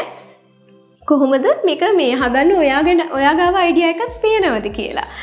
එයා ඇත්තටම මේ ඒ කම්පැනි එකේ ඕගනයිසේෂන් එකේ තේ හදන පුද්ගලයා. ඉතින් ඇත්තටම ඉතින් අපි වොරි වෙන්නේ නැහැ තේ හදන කෙනෙක්ගෙන් ඕකක් අහන්න නේද? ඉතින් ඒ CEOත් වොරි වෙලා නේද? එයාගේ මේ කම්පැනි කට්ටිය ගෙනල්ලා ඒක අහන වෙලාවෙත් අර මනුස්සයා ඉඳලා තියෙන තේ හදහද. මේක හන්ද කොහොමද එයාගෙන් අහලා නැහැ. නමුත් මේ කෙනා මේ ප්‍රශ්නේ දැනගෙන මේ ගැටලුව ගැන දැනගෙන තේ හදලා ඉවරලා ওই වැඩ ටික ඉවර වෙලා ගිහිල්ලා කම්පැනි එකේ අයිතිකාරයට කියලා තියෙනවා. මට ඔකට විසඳුමක් දෙන්න බලන්න සර් කියලා. ඉතින් කම්පැනි එකේ අයිතිකාරයා මුලින් hina වෙලා තියෙනවා. ඊට පස්සේ at the same time මෙයාට කේන්ති ගිහිල්ලා තියෙනවා. මොකද දැන් හිතා ගන්න බැහැනේ මෙයා මොකද මේ දෙන්න යන සොලියුෂන් එක. කම්පැනි එකේ ඉන්න සුළුම සේවකයා වෙන්න පුළුවන්. අපි හොගාවක් අන්ඩර්ස්ටිමේට් කරනවා නෙමෙයි. නමුත් කම්පැනි එකේ හැටියට මේ කතාවේ හැටියට කම්පැනි එකේ ඉන්න සුළුම සේවකයා. ඉතින් කසුන් මේ එයාම කිව්පාර හරියට දැන් ඉතින් CEO ට හොඳටම කේන්ති ගිහිල්ලා හොඳටම පද වෙලා මෙයා කරන්නේ මේ ඉතින් අහලා ඔයා කොහොමද එහෙම මේ සොලියුෂන් එකක් දෙන්නේ ලෝකේ ඉන්න හොඳම කට්ටිය ගෙනාව ටෙක්නිකල් නොලෙජ් එක තියෙන. යාලටත් බැරි වුණා. මේ රටේ ඉන්න හොඳම කට්ටිය ගෙනාව ටෙක්නිකල් නොලෙජ් එක තියෙන. යාලටත් බැරි වුණා. ඊට පස්සේ මේ කම්පැනි එක ඇතුළේ වැඩ කරන හැමෝගෙම මම යාලටත් බැරි වුණා. ඔයා කොහොමද සොලියුෂන් එකක් දෙන්නේ කියලා. ඊට පස්සේ මෙයා කියලා තියෙනවා මම දන්නා මොකද්ද මේකට කරන්න ඕනේ කියලා ඉවර වෙලා. ඊට පස්සේ දැන් මේකට සොලියුෂන් එකක් ගන්නත් එපා. ඉතින් කොහොම හරි ඔන්න CEO කියලා තියෙනවා. හරි ඔයාට මේකට කොච්චර මුදලක් අවශ්‍යද කියලා. දැන් CEO හිතලා තියෙන මෙයා ලොකු ගාණක් ඉල්ලයි කියලා. මොකද මෙයා බිලියන ගණන් දැන් ඔල්රෙඩි වියදම් කරලා ඉවරයි මේකට සොලියුෂන් එකක් හොයන්න. ඉතින් තව වියදම් කරලා මෙයාට සොලියුෂන් එකක් හම්බුනේ නැතිනොත් ඒක පාඩුවක්නේ. කොහොම නමුත් ඉතින් මේ CEO අහුම්කම් දෙනවා කියන තැනට ඇවිල්ලා ඉවර වෙලා මෙයාගෙන් අහලා තියෙනවා ඔයාට මේකට කීයක් ඕනද කියලා. පුදුම කියන්නේ ඔය හිතන කීයක් විතර ඉල්ලන්නේ නැද්ද? හිතා ගන්න අමාරුයි. මිලියන ගාන? ඔව් ඒ වගේ. ඌ දැන් හර හැමෝමත් ඉතින් එච්චර ගණන් ගත්තනේ. ඔව්. ඊුණාට නෑ. රුපියල් 3500ක් විතරයි. රුපියල් නෙමෙයි වෙන්න ඇති. නමුත් 3500ක මුදලක් විතරයි. මෙයාට අවශ්‍ය වෙලා තියෙන්නේ මේකට සොලියුෂන් එකක් දෙන්න. ඊට පස්සේ ඉතින් CEO පුදුම වෙලා මේ කල්පනා කරලා ඉවලා කියලා ඔයා කොහොමද 3500කින් මෙහෙම දෙයක් කරන්නේ? මේ කට්ටියට මම මෙච්චර ගාණක් මේ වියදම් කරා එයාලටත් බැරි වුණා. එහෙම කියලා ඉවරලා ඉතින් ওই විදිහට කතාව දුරදිග ගිහිල්ලා. කොහොම හරි මට ෆෑන් එකක් 3500ක් වටින මෙන්න මේ ෆීචර්ස් තියෙන ෆෑන් එකක් නිකන් ස්ටෑන්ඩ් ෆෑන් එකක් ගෙනත් දෙන්න කියලා එයා කියලා තියෙනවා. ඊට පස්සේ ඉතින් ෆෑන් එක ගෙනාවට පස්සේ දැන් මේ සබන් කැටි පෙට්ටියට වැටෙන තැන තියෙනවනේ. ඔන්න ඔතනින් ওই ෆෑන් එක තියලා තියෙනවා. දාලා ඉවර වෙලා. එතකොට මේ පැත්තෙන් සබන් කැට එනකොට මේ පැත්තෙන් බොක්සස් ටික එනකොට සබන් කැටේ වැටෙන බොක්ස් එක විතරයි අර ට්‍රේ එක දිගේ ඉස්සරහට යන්නේ. සබන් කැටේ වැටෙන්නේ නැති බොක්ස් එක හුලඟින් පැත්තකට විසික් වෙනවා. ඔන්න ඔහොම තමයි මේ කම්පැනි එකේ ප්‍රශ්නේ. මෙන්න මේ විදායක නොවන තත්වයේ ඉන්න පුද්ගලයා විසඳලා දුන්නේ. මොකක්ද කසුන් අපිට ගන්න තියෙන පාඩම මෙතන? ඒක ලොකු පාඩමක් විතර ගන්න තියෙනවා. ඒ කියන්නේ සමහර ප්‍රශ්න දිහා අපි ලොකුවට බලන්න අවශ්‍ය නැහැ. සොලියුෂන් එක කියන්නේ ඒකට අවශ්‍ය කරන උත්තරේ අපි ළඟම බොහොම සරල විදිහට තියෙන්න පුළුවන්. ඕන ප්‍රශ්නයක් දිහා ගොඩක් ගැඹුරින් බලන්න යන්න ඕනේ නැහැ. අනිවාර්යයෙන්. ව්‍යවසායකට විතරක් නෙවෙයි මේක මුළු ජීවිතේටම අපිට පාඩමක්. අනිවාර්යෙන්. ඔනේ ඉතින් අපි දැන් මේ අන්තර්ජාතික වශයෙන් උදාහරණ කීපයක් කතා කරානේ. මේ අන්තර්ජාතික වශයෙන් වගේම මේක බලන ලංකාවේ ජෙන් C එකේ කොල්ලෝ කෙල්ලෝ ටිකට වටින කියන දේවල් ටිකක් තමයි අපි දැන් ඊළඟට කතා කරන්න යන්නේ. මොකද ලංකාව ඇතුලේ අපි ජොබ් එකක් සිලෙක්ට් කරන්න ගත්තොත් ඉතින් අපේ O levels A levels ඉවර වෙලා අපේ උසස් අධ්‍යාපනය ඉවර වෙලා අපි වෝරි වෙන දේවල් සෑහෙන ගොඩක් තියෙනවා. දැන් අර අපි කලින් කිව්වා වගේ පටන් ගන්නකොටම කිව්වා වගේ මුලින්ම අපි සාමාන්‍ය මේ ජොබ් එකකට එම්ප්ලොයි කෙනෙක් විදිහට ඇප්ලයි කරන්න පුළුවන්. එහෙම නැත්තම් තමයි අපි අපේම කියන දේක් පටන් ගන්න අපිට මේ උනන්දුව ආසාව ඇති වෙන්නේ. ඔය දෙකින් දැන් අපි මේ එන්ටර්ප්‍රෙනර් කෙනෙක් වෙන්නේ කොහොමද කියන එක සහ thinking patterns ගැන කතා කරානේ. අපි පොඩ්ඩක් කතා කරමුද කසුත් මේ සාමාන්‍යයෙන් යන පැටර්න් එක. එහෙම නැත්නම් ජෙනරල් ලයිෆ් එකේ සාමාන්‍ය විදිහට කියොත් මොන වගේ දේවල්ද ඒගොල්ලෝ සැලකිලිමත් වෙන්න අවශ්‍ය සහ ඒ දේවල් ඇත්තටම සැලකිලිමත් වෙන්න ඕනම දේවල්ද? මම හිතන්නේ මේ කසුන් ගාව ලොකු ලිස්ට් එකක් තියෙනවා. ඔයා අමතක කරන්න බැරි හන්දා ලියාගෙනත් ඇවිල්ලා තියෙනවා. මොකද ඔයාලට මේ දේවල් ගොඩක් වටින හන්දා. අපි බලමු කසුන්ගෙන් අහලා ඉගෙන. මොනවද ඒගොල්ලන්ට මේ මුණ පාන්න වෙන දේවල්? මොනව ගැනද ඒගොල්ලෝ සැලකිලිමත් වෙන්නේ? මම එතනට එන්ට වෙන්න මේ වගේ දෙකකින් මම පටන් ගන්නවා. දැන් අපි කතා කරා thinking pattern සහ entrepreneurship සම්බන්ධව. ඒ කියන්නේ ව්‍යවසායකත්ව සම්බන්ධව. දැන් ව්‍යවසායකෙක් වෙනකොට අපේ දෙමාපියෝ වටපිටාව කට්ටිය ගොඩාක් දේවල් කියනවා. මේක හරියන දෙයක් නෙවෙයි. මේවා කරලා කාටද හරියේ? ඇයි මේ ජොබ් එකක් කරන් ඉන්න බැරි? ඇයි මේ ජොබ් එකට ඔය ඇප්ලයි කරන්නේ නැත්තේ? ඇයිවා මේ පැත්තෙන් ඉගෙන ගන්න නැත්තේ? ගොඩක්ම ව්‍යවසායකයන් තියෙන ලොකුම ප්‍රශ්නය විශේෂයෙන් ලංකාවේ වගේ රටක අපි කරන්නේ මොකද්ද කියන එක එක්ස්ප්ලেইন කරන්න තමයි අපිට වැඩිපුරම කාලය සහ ශ්‍රමය වැය කරන්න වෙන්නේ. අනිවාර්යයෙන්. මම හිතන්නේ මේ කම්පැරිසන් කියන එකත් ඕකට එනවා නේද? නිතරම අර සසදල මන් දන්නේ මම හරියට කියන්නේ. නිතරම සසදල බලනෝනේ කසුන්. මොන දැන් මං හිතනවා නම් මට කේක් බිස්නස් එකක් කරන්න ඕනේ කියලා. කේක් කාලා කාටද හරි ගියේ? කේක් හදලා කාටද හරි ගියේ? එහෙම ඉතින් අහනවනේ නේද? ඒ කම්පැරිසන් එකක් තියෙනවා. ඔයා ඕක කරලා කොහොමද ඉස්සරහට යන්නේ? ඒවා කරන කට්ටිය කොච්චර ඉන්නවද තව රටේල? ඕකේ. ඒ වගේ කම්පැරිසන් කරනකොට අපි මානසිකව තරබඳුරට වැටෙනවා තමයි. ඒත් තමන්ගේ පැෂන් එක, තමන්ගේ ස්කිල් එක, හැකියාව, ටැලන්ට් එක එකතු කරලා තමන්ට විශ්වාසයක් තියෙනවා නම් ඒ පැත්තෙන් තමන්ට යන්න පුළුවන් කියලා තමන් ඒ දේ කරන්න. අපි දෙන්නගේ ඇඩ්වයිස් එක ව්‍යවසායකයන්ට දෙන්න පුළුවන්. අන්න ඒකයි. එනකොට අපි බලමු ව්‍යවසායකෙක් වෙන්න අකමැති අයත් ඇතිනේ. ඒ කියන්නේ කම්ෆර්ට් සෝන් එකේ. ඒ කියන්නේ අපි කම්ෆර්ටබල් ජීවිතය ගත කරන්න පුළුවන් ආරක්ෂිතම විදිහට අපේ බාහිර පරිසරය, අපේ අම්මා තාත්තා දකින්න දේ. ඒ කියන්නේ ජොබ් එක. සරල වචනකින් ජොබ් එක නේද? හරියට. ජොබ් ගත්තොත් අපිට ගවර්න්මන්ට් සෙක්ටර් ජොබ් තියෙනවා, ප්‍රයිවට් සෙක්ටර් ජොබ් තියෙනවා. ඒකෙන් මම ෆුලිකිය වගේ ලිස්ට් එකක් හදාගෙන ඇවිල්ලා තියෙන්නේ. මම එකින් එක ඔයගලන්ට එක එක්ස්ප්ලেইন කරන්න. අපි මුලින්ම කතා කරමු ඇයි දෙමව්පියෝ අපිට මේ වැඩිපුර ගොඩක් දෙමව්පියෝ අපිව ගවර්න්මන්ට් ජොබ් වලට තල්ලු කරන්න හදන්නේ. ඔයගලන්ට තියෙන ප්‍රශ්නේ නේද ඒක? ගොඩක් ගවර්න්මන්ට් ජොබ් වලට තල්ලු කරන්න හදන එකේ එක්කෝ අපේ අම්මා හෝ තාත්තා රාජ්‍ය සේවකයෙක් වෙන්න පුළුවන්. ඒකින්ද ඒ ජොබ් සිකියුරිටි එක රාජ්‍ය සේවකයෙක් විදිහට ආරක්ෂිත වෙලා තියෙනවා පෞද්ගලික අංශයට වඩා. ජොබ් සිකියුරිටි එක වැඩි ගවර්න්මන්ට් ජොබ් වල.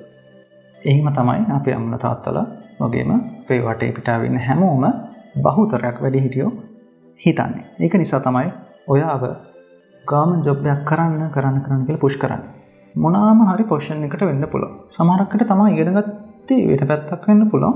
ජොබ් එක කරන්න වෙන පැත්තක් වෙන්න පුළුවන්. අදාළම නැති පැත්තක් වෙන්න පුළුවන් නේද? ඒ වුණාට ඒක දෙමාපියන්ට ප්‍රශ්නයක් නෑ. දෙමාපියෝ බලන්නේ ඒගොල්ලෝ අපිට ආදරේ අපි දන්නවා. මේ හැමදේම කරන්නේ ආදරේ නිසා අනිවාර්යෙන්. අපේ අම්මා තාත්තා තරම් අපේ අනාගතේ සුරක්ෂිත කරන්න තමයි ඒගොල්ලෝ ඒ උපදෙස් ටික දෙන්නේ. අම්මා තාත්තා තරම් අපිට වෙන කාටවත් ආදරේ කරන්නත් බෑ. හරියටම හරි. ඒ වගේ තමයි අපිව ගවර්න්මන්ට් ජොබ් එකකට තල්ලු කරන හේතු කීපයක් තව තියෙනවා. ගවර්න්මන්ට් ජොබ් එක තියෙන රෙපියුටේෂන්, ඒ කියන්නේ පිළිගැනීම තාමත් තියෙනවා. ඉස්සර මේ ගවර්න්මන්ට් ජොබ් එකක් කියන්නේ රජයේ ජොබ් එකක් කරන එක ගොඩාක් ඉහළ සුදුසුකමක් විදිහට බලනවා. කොටින්ම විවාහයක් කරනකොට රජයේ සේවකයෙක් විවාහ කරගන්නවා කියන එක අපේ අම්මලා තාත්තලාකාරේ ගොඩක් ඉහළින් සැලකපු දෙයක්. ඒ කාලේ. ඒ කියන්නේ අවුරුදු 20කට 25කට විතර කාලේ ඉන්නේ. ඔව්. තාමත් ඒ මයින්ඩ් සෙට් එක තියෙන අම්මලා තාත්තලානේ අපිත් එක්ක තාම ඉන්නේ. ඉතින් අපි ඒගොල්ලන්ගේ මයින්ඩ් සෙට් එක වෙනස් කරන්න යන්නේ කෙච්චර සුදුසු දෙයක් නෙවෙයි. ඒක ටිකක් අමාරුයි ඇත්තටම කරන්න. මොකද ඒගොල්ලෝ බයයිනේ අපිට මොකක් හරි ගැටලුවකට මුහුණ දෙන්න වේවි කියලා නේද? අපි මේ අපිට යුනික් දෙයක් පටන් අරගෙන එහෙම නැත්තම් හිම අර සිකියෝ නැති දෙයකට අපි අඩිය තිබ්බොත් එයාලට ඒ බය තියෙනවා. මොකද ඒගොල්ලෝ ඇත්තටම වරි වෙනවනේ අපි ගැන මොකක් හරි වුණොත් මගේ දරුවට මොකද ඊළඟට වෙන්නේ කියන එක නේද? ඒගොල්ලෝ අපේ තරුණ කාලේ ගැන විතරක් නෙවෙයි අපි මහලු වුණාමත් කොහොමද ජීවත් වෙන්නේ කියලා හිතලා පෙන්ෂන් එකක් තියෙන රජයේ ජොබ් එකකට තල්ලු කරන්න වැඩි ප්‍රයත්නයක් දරනවා. long term plans. එතකොට පෙන්ෂන් එකෙන් හරි ජීවත් වෙන්න පුළුවන් කියන මයින්ඩ් සෙට් එකේ අපේ පේරන්ට්ස්ලා අපේ වැඩිහිටියෝ ඉන්නවා. ඒක තමයි ඇත්ත කතාව. අපි පිළිගැනීම ගැන කතා කරා, ජොබ් සිකියුරිටි ගැන කතා කරා. කසුන් ගාව ලොකු ලිස්ට් එකක් තියෙනවා අපිට වෙලා මදි යද මේක කතා කරන්න. අපි කමනේ අපි ටික කතා කරමු. අනිවාර්යයෙන්. පෙන්ෂන් එක ගැන කතා කරා. ඊට පස්සේ අපි ගමු සැලරි එක. සැලරි රේන්ජ් එක පෞද්ගලික අංශයේ සේවකයට සාපේක්ෂව රජයේ සේවකයෙක්ගේ සාමාන්‍ය රජයේ සේවකයේ සැලරි රේන්ජ් එක තරමක් අඩුයි. ඒ වුණාට ඒක ෆික්ස් සැලරියක්. මේ සැලරි එක අනිවාර්යෙන් ලැබෙනවා. ඒක තමයි අපි පෙදෙමාපියෝ ඉස්කලින් කිව්වේ මොන දේ කරත් රජයේ ජොබ් එකක් කරනවා නම් හරි කැමති. මොකද මාසෙට අදාළ ඒ පේමන්ට් ඒ පේචෙක් එක අපිට හම්බ වෙනවා. මේ මම හිතන්නේ කසුන් හොඳ පොයින්ට් එකක් අරගෙන ආවා. මම හැමතිස්සෙම ෂොක් පොයින්ට්ස් කියන මම ඉතින් ඔය මතක තියාගෙන අල්ලගෙන ඉඳලා ඉවරලා ඊට පස්සේ ඔයාලට චුට්ටක් එක්ස්ප්ලেইন කරනවා. දැන් කසුන් කිව්වනේ මේ මාසේ අන්තිමේ අපිට පේචෙක් එකක් එහෙම නැත්නම් සැලරි චෙක් එකක් ලැබෙනවා කියලා ගවර්න්මන්ට් ජොබ් එකක් කරනකොට ඒක ගවර්න්මන්ට් වෙන්න පුළුවන්, ප්‍රයිවට් වෙන්න පුළුවන්. ඒ මොන විදිහට කරත් අපිට මාසේ අන්තිමේ වෙනකොට ඉතින් මේ සැලරි චෙක් එකක් ලැබෙනවා. නමුත් ඔයාගෙම කියලා දෙයක් කරනවා නම් ඔයා දන්නවා ඔයා මහන්සි වෙලා වැඩ කරොත් විතරයි ඔයාට මාසේ අන්තිමේ එහෙම නැත්නම් මාසේ මුල මැද අග ඕන වෙලාවක ඔයාගේ ටාගට් එකේ තියෙන ඉන්කම් එකට යන්න පුළුවන් කියලා. ඉතින් ඔයාගේ මහන්සියෙන් දෙයක් කරනකොට ඔයාගෙම කියලා දෙයක් කරනකොට ඔයා අනිවාර්යෙන් ඒකට අප වෙලා වැඩ කරනවා. මොකද ඔයා දන්නවා මේ මහන්සිය ගත්තේ නැත්නම් ඒ එෆර්ට් එක දුන්නේ නැත්නම් ඔයාට මාසේ අන්තිමේ ඔයා බලාපොරොත්තු වෙන ඉන්කම් එක හොයාගන්න බැහැ කියලා. මේක මේ ස්පොයිල් වෙලා තියෙන තැනක්ද අපේ යූත් එක? ඔව් ඇත්තටම කිව්වොත් හරි. මොකද සමහරු ඒ රිස්ක් එක ගන්න කැමති නැහැ. රිස්ක් එක ගන්න කැමති අයට ගෙවල් වලින් වටපිටාව වෙන බලපෑම වැඩි. දැන් ජොබ් එකක් කරන එකේ වාසියක් විදිහට දකින්නේ ජොබ් එක කරන්න පටන් ගන්න දවසේ ඉඳන් මාසෙට නියමිත ගාණක් අපිට හම්බ වෙනවා. අන්තිමේ හම්බෙනවනේ. ඒත් ව්‍යවසායකයෙක් වුණාම මාසෙට ගාණක් හම්බෙන්නේ මොන මාසෙද කියන අපිට බෑ. ඒක මාස 2-3කින් ඉන්න පුළුවන්. සාමාන්‍යයෙන් මාස 6-7කින් වෙන්න පුළුවන්. මොකද තමුන් කරන්නේ ආයෝජනයක් නේ ව්‍යවසායකයෙක් වුණාම. ගොඩක් ව්‍යවසායකයෝ මුලින් ගොඩක් මුදල් වියදම් කරන්න වෙනවා. ඒක තමයි හැටි. හැබැයි thinking pattern එක වෙනස් කරගෙන තව අලුත් විදිහට හිතන අයට zero money කිසිම ප්‍රාග්ධනයක් නැති වුණා තමන්ගේ අදහසක් මත පදනම් කරගෙන වුණා මේක කරන්න පුළුවන්. ඔව් නේද? මොකද මං හිතන්නේ දැන් මේ වෙනකොට තාක්ෂණයේ දියුණුවත් එක්ක මේ හැමදේම ග්ලෝබලයිස් වෙලා ඩිජිටලයිස් වෙලා තියෙන කාලෙක මේ අර කිව්වා වගේ zero capital එකකින් එහෙම නැත්නම් කිසිම ප්‍රාග්ධනයක් නැතුව අපිට ඕන තරම් රිසෝසස් තියෙනවා free of charge අපිට අරගෙන මේ දේවල් කරන්න පුළුවන්. ඔයාට ෆ්‍රීලාන්සර් කෙනෙක් වෙන්න පුළුවන්. ඔයා කැමති පැත්තකින් යනවා නම් හිතන්නකෝ දැන් ඔයා මේ හොඳට ලස්සනට ලියන කියන කෙනෙක් කියලාට ෆ්‍රීලාන්සර් කෙනෙක් වෙන්න පුළුවන්. ඔයාලට දේවල් ලියන්න කියන්න පුළුවන්. ඔයාලට හොඳට චිත්‍ර අඳින්න පුළුවන් නම් ඔයාලට ෆ්‍රීලාන්සර් කෙනෙක් විදිහට චිත්‍ර පෝට්‍රේට්ස් ඒ දේවල් පැත්ත කරන්න පුළුවන්. නමුත් මෙන්න මේ දේවල් කරනකොට දැන් ඔය ගවර්න්මන්ට් පැත්තනේ ඒ දේවල් කරගෙන යනකොට කසුන් මේ අපිට තියෙනවනේ මේ එක එක ඒරියාස් අපේම කියලා දෙයක් පටන් ගන්නකොට අපිට බය වෙන ඒක අර in terms of knowledge වෙන්න පුළුවන්. ඒ කියන්නේ අපි ඉගෙනගෙන තියෙන දේවල් සහ අපිට කරන්න වෙන දේ, අපිට කරන්න අවශ්‍ය දේ. එහෙම නැත්නම් ඒක අපිට තියෙන resources සම්බන්ධයෙන් වෙන්න පුළුවන් නේද? ඒ වගේ මේ මම හිතන්නේ ඔයා දන්න මේ ගැන කතා කරන්න පිටට ගෙනට කතා කරන්න දෙමු. මම කතා කරලා හරියන්නේ නැහැනේ. මම ඒ කියපු පොයින්ට් එකට එන්නම්. අපි දැන් මුලින් අපි කතා කරන්නේ ගවර්න්මන්ට් ජොබ් සම්බන්ධව. ගවර්න්මන්ට් ජොබ් වලට අමතරව අපිට යන්න පුළුවන් ප්‍රයිවට් ජොබ් වලට. ප්‍රයිවට් ජොබ් වලට යන එකේ වාසි සහ වාසි දෙකම තියෙනවා. හොඳ වාසියක් තමයි සැලරි එක. ඒ කියන්නේ මාසික වේතන කියන එක සාපේක්ෂව ගවර්න්මන්ට් සේවකයන්ට රජයේ සේවකයන්ට සාපේක්ෂව ටිකක් වැඩි ආගයක් යන්න පුළුවන්. අනිත් කාරණය තමයි තමන් හොඳට perform කරොත් තමන් ඒ ආයතනයට දැනෙන ඒ කියන්නේ ඒ ආයතනයට ඕමනා කරන එක පොසිෂන් එකට ඕමනා කරන දෙයට වඩා දෙයක් දුන්නොත් ආයතනය තමන් ගැන සලකනවා. ඒත් රජයේ ආයතනවල ඒක වෙනම් බොහොම අඩුයි. ටිකක් අඩුයි නේ. ඔව්. මම හිතන්නේ අඩුම අඩුයි. ඒක නිසා මේ රජයේ සේවකයන් සම්බන්ධව කතා කරනකොට අටපහ මානසිකත්වයේ තියෙනවා කියලා කිව්වා. කවුරුත් මම හිතන්නේ මගෙත් එක්ක අකමැති වෙන එකක් නැහැ. ඔව් අනිවාර්යෙන් අපිට ඒක පිළිගන්නේ නැතුව බැහැර කරන්න පුළුවන් මතයක් නෙමෙයි නේද? සාමාන්‍ය විදිහට ගත්තොත් නිකන් ගවර්න්මන්ට් ඔෆිස් එකකට ගිහිල්ලා බලන්නකො 4යි කාල වෙනකොට අර පංච් කරන්න බලාගෙන ඉන්නේ නේද පෝලිං ගහලා. ඉතින් ඔය මානසිකත්වයේ මිදෙන්න ඕනේ අපි වගේම අපේ මේ පුංචි රටත් ඉස්සරහට අරගෙන යන්න නම්.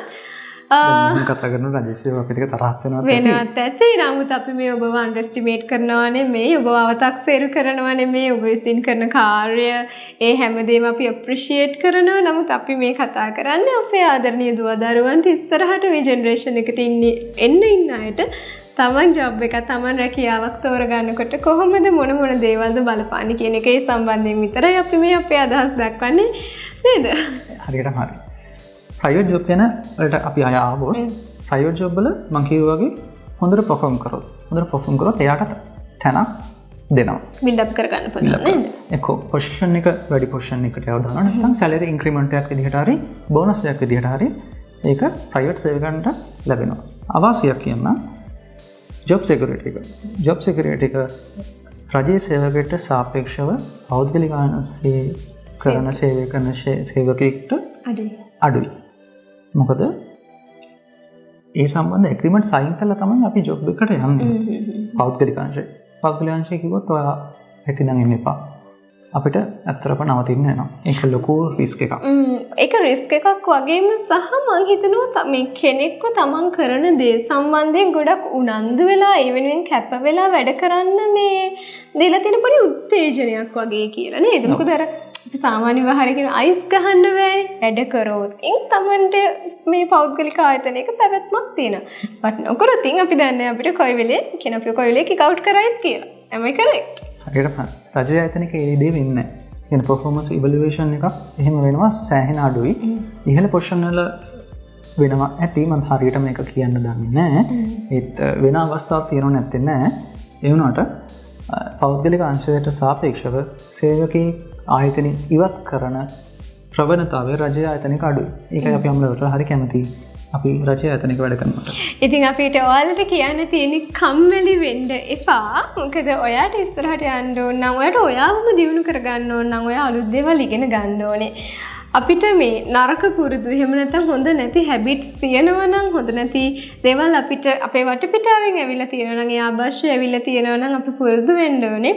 දැනුම් තේරුම් තියෙන පිරිසක් විදිහට ඉදිරි අනාගතයේ මේ රටේ ලෝකෙ බාර ගන්න පිරිසක් විදිහට අපිට පුළුවන්කම හැකියාව තියෙන්න ඕනේ. කොහොමද මේ නරක දේවල් ටික අයින් කරලා ඉවර වෙලා අපි හොඳ දේවල් ජීවිතේට ළඟා කරගන්න කියන එක. ඇත්තටම දැන් මේ දවස්වල මේ ලොකු ප්‍රවණතාවයක් තියෙන එක දෙයක් තියෙනවනේ දේවල් අන්ලර්නින් කරනවා කියන එක. කියන්නේ අපි කාලාන්තරයක් තිස්සේ ගොඩක් දේවල් ඉගෙනගෙන තියෙනවනේ කසු. ඒ ඉගෙනගෙන ආපු දේවල් වලින් අපිට අනවශ්‍ය දේවල් අපි මේ ඉවත් කරන්න ඕනේ. කියන්නේ ඒවා අන්ලර්න් කරන්න ඕනේ. සහ අලුත් මේ ඉදිරි අනාගතයට යනකොට අපිට අවශ්‍ය දේවල් අපි අලුතෙන් ඉගෙන ගන්න ඕනේ. අන්ලර්න් සහ ලර්න් කියන එක මේ මම හිතන්නේ මේ කාලේ වෙනකොට ගොඩක් ලොකු ට්‍රෙන්ඩ් එකක් තියෙන දෙයක් වෙලා තියෙනවා. සමහර වෙලාවට අපි ඩිග්‍රියක් කරපු පමණින් අපි ඒ රැකියාවට සුදුසු පුද්ගලයෙක් වෙන්නේ නැහැ. මොකද ඩිග්‍රී එකකින් කවර් වෙන්නේ බොහෝ විට ඒ ක්ෂේත්‍රයට අදාළව බේසික් නොලෙජ් එකක් කවර් වෙනවා. ඒක නොලෙජ් ගැප් එක විදිහට අපිට ඉන්ට්‍රොඩියුස් කරන්න බලන්න. ඒ නොලෙජ් ගැප් එකක් තියෙනවා. ඒනට අපි ආයතනයකට ගියාට පස්සේ අපි ඩිග්‍රී එක ඉගෙන ගන්න හැමදේම ඒ ආයතනය ඇතුළත එහෙම ඇප්ලයි කරන්න හම්බ වෙන්නේ නැහැ. හැබැයි ඊට වඩා ටෙක්නිකල් නොලෙජ් එකක් අපිට අවශ්‍ය වෙනවා. සමහර ටෙක්නිකල් රිලේටඩ් ජොබ්ස් වල ටෙක්නිකල් නොලෙජ් එක ඊට වඩා අවශ්‍ය නැහැ. එතකොට අපිට තව කො MSc එකට යන්න පුළුවන්. නැත්නම් සර්ටිෆිකේෂන් කෝස් එකට යන්න පුළුවන්. මේකට ඕන කරලා කියලා කියන්නේ මේ master of science. Master of science. කියන්නේ දැන් අපි මෙහෙමනේ අපි এডুকেෂන් පාත් එක අරගෙන આવතින් අපි O levels කරනවා, A levels කරනවා. ඊට පස්සේ ඩිප්ලෝමා එකක් වෙන්න පුළුවන්. සාමාන්‍යයෙන් ඩිප්ලෝමා එකක් සමාන වෙනවා ඩිග්‍රී එකේ පළවෙනි අවුරුද්දට. ඊට පස්සේ හයි නැෂනල් ඩිප්ලෝමා එකක් වෙන්න පුළුවන්. ඒක සමාන වෙනවා ඩිග්‍රී එකේ දෙවෙනි අවුරුද්දට. ඊට පස්සේ බැචලර්ස් ලෙවල් එක තියෙනවා. ඒ කියන්නේ වගේ ඩිග්‍රී එකේ ෆයිනල් ඉයර් එක. උපාධියක් ඉවරුණාට පස්සේ වාට පුළුවන් මාස්ටර්ස් ලෙවල් එක පටන් ගන්න. එතකොට MSc කියලා කියන්නේ මාස්ටර් ඔෆ් සයන්ස් කියන එක. එහෙම නැත්නම් MBA වෙන්න පුළුවන්, මාස්ටර් ඔෆ් බිස්නස් ඇඩ්මිනිස්ට්‍රේෂන් කියන එක. ඉතින් මෙන්න මේ පාත්වේ එක ගැන ඔයා O levels වල ඉඳගෙන ඔයාගේ මාස්ටර්ස් ලෙවල් එක වෙනකම් PhD ලෙවල් එක වෙනකම් කොහොමද කතා කරන්නේ කියන එක ගැන අපි අපේ දෙවෙනි සෙෂන් එකේදී ඔයාලත් එක්ක ලොකු දැනුමක් ෂෙයා කරගත්තා. ඒක බලපු කට්ටිය දන්නවා ඇති. නමුත් ඔයාලට ඒක මිස් වුණා නම් බය වෙන්න එපා. අපි බලාපොරොත්තු වෙනවා ඉදිරි සෙෂන් එකකදීත් මේ සම්බන්ධයෙන් ඔයාලට තමන්ගේ උසස් අධ්‍යාපනය සම්බන්ධයෙන් යන පුළුවන් අවස්ථා ආයතන වගේ දේවල් ගැන කතා කරන්න ඔයාලත් එක්ක. කසනවට මොකද කියන්න තියෙන්නේ? තා පොඩි දෙයක් මට කියන්න තියෙනවා. දැන් අපි කතා කරා ලංකාවේ ඇතුළේ අපි කොල්ලොන්ට කෙල්ලොන්ට එළවලින් පස්සේ යන්න පුළුවන් පාත් එක ගැන. ඒ කියන්නේ ජොබ් කරනවා නම් ප්‍රයිවට් ජොබ් ගැන කතා කරා, ගවර්න්මන්ට් ජොබ් ගැන කතා කරා, තමන්ගම දෙයක් කරන ව්‍යවසායකත්වය ගැන කතා කරා. තව මම පොඩි පොයින්ට් එකක් කියන්නම්. ඔයා ව්‍යවසායකයෙක් කෙනෙක් කැමැත්තෙන් ඉන්නවා නම් ඔයාට විදි 3ක් තියෙනවා. මේ විදි 3 මම මෙහෙම එක්ස්ප්ලেইন කරන්නම්. ඒක පළවෙනි එක knowledge base. ඒ කියන්නේ දැනුම පදනම් කරගෙන. එක්කෝ A level කරලා මොනවා හරි දෙයක් සම්බන්ධව එක්කෝ තනියෙන් ඉගෙනගෙන අපි ඉන්ටර්නෙට් එක පාවිච්චි කරලා ඔය FB යන වෙලාව Instagram යන වෙලාව පොඩ්ඩක් පාවිච්චි කරලා තනියෙන් දෙයක් ඉගෙනගෙන ඒ ගත්ත knowledge එක පදනම් කරගෙන තමන්ට තමන්ගේ ව්‍යාපාරයක් කරගෙන හැකියාව තියෙනවා. උදාහරණයක් විදිහට තමන් ගන්න දන්න දෙයක් සම්බන්ධ තව කෙනෙක්ට කියලා දෙනවා නම් මේ දවස්වල ට්‍රෙන්ඩින්ග්ම ටොපික් එක YouTube content creation. තමන් දන්න දේ වීඩියෝ එකක් ගෙදර තියෙන ෆෝන් එකෙන් තමන් පාවිච්චි කරන ෆෝන් එකෙන් රෙකෝඩ් කරලා YouTube දාන්න පුළුවන්. ඒක එක විදිහක්. දැන් ඒක පළවෙනි විදිය knowledge base. ඊළඟ එක talent base. තමන්ගේ තියෙන හැකියාවක් පාවිච්චි කරලා. සමහරක් විට මේ හැකියාව ඔයා ඉස්කෝලේ යන කාලේ අඳුරගත්ත හැකියාවක් වෙන්න පුළුවන්. සමහරක් විට ඒ ලෙවල් ඉවරනට පස්සේ අඳුරගත්ත හැකියාවක් වෙන්න පුළුවන්. උදාහරණයක් විදිහට ගත්තොත් අපි කියමුකෝ ඔයා ඉස්කෝලේ සංගීතය කරද්දී ඔයා දැනගන්නවා ඔයාට සින්දු කියන්න පුළුවන් කියලා. ඉතින් අන්න ඒ ස්කිල් එක වැඩි දියුණු කරගෙන එක්කෝ ඒකට රිලේටඩ් වොයිස් ට්‍රේනින් කරන ක්ලාස් එකකට ගිහිල්ලා හොඳ ගුරුවරයෙක් යටතේ ඉගෙනගෙන තමන්ගේ ඒ තියෙන ටැලන්ට් එක වැඩි දියුණු කරගෙන ඒ ටැලන්ට් එකකින් ඉපීමක් කරන්න පුළුවන්. දැනට මේ ලෝකේ එහෙම කරපු අය ගොඩක් ඕගොල්ලෝ දැකලා ඇති. මන් දන්නවා ඕගොල්ලෝ ඔයාලම ෆෑන්ස්ලා වෙලා ඇති නේද? ෆෑන්ස්ලා ඇති. සබ්ස්ක්‍රයිබ් කරලා ඇති ඒ අය. ඒ කට්ටියගේ ටැලන්ට්ස් ඔයගොල්ලෝ දකිනවා. ඒ ඉබේ පහළ වෙච්ච ටැලන්ට්ස් නෙවෙයි. ඒගොල්ලෝ තියෙන ටැලන්ට් එක තව වර්ධනය කරගෙන ඉම්ප්‍රූව් කරගෙන නේද? හරියටම හරි. ඊළඟ එක රිසෝස් බේස්. රිසෝස් බේස් කියන්නේ අපි ආවට තියෙන දේවල් යූස් කරගෙන අපිට කරන්න පුළුවන් දේවල්. කියන්නේ අපිට මොකක් හරි දෙයක් මොකක් හරි ව්‍යාපාරයක් කරන්න ඕන කරන රිසෝසස් නැතුව අපිට එක ටිකක් කරන් යන්න අමාරුයි නේද? අපි කියමුකෝ ව්‍යාපාරයක් කරගෙන යනවා තමන්ගේ තාත්තා. අපි කියමු උදාහරණයක් විතර ගරාජ් එකක් කියලා. තාත්තා ගරාජ් එක කරන් යනවා. ඒ ව්‍යාපාරය වැඩි දියුණු කරන්න ඔයාට මෙකැනිකල් නොලෙජ් එක නැහැ.